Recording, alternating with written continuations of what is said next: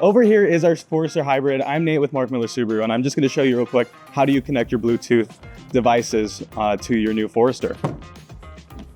So right here, when we hop in, you're just gonna quickly turn on the car, make sure that that engine's rolling. So when we're setting up our device on our system here, we're just going to go into this bottom right corner with the phone and the cog and make sure we click that. That's where we can manage all of our devices. And so today we're gonna add, and we're looking for the Forester on our device. So on my smartphone, you can see Forester pops up.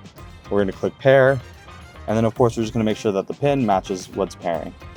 And then from there, you can decide if you wanna allow your contacts to sync or not. And then that you're all set. You'll be able to connect to Apple CarPlay, Android Auto, and just make sure that you're all rolling. Just register the device.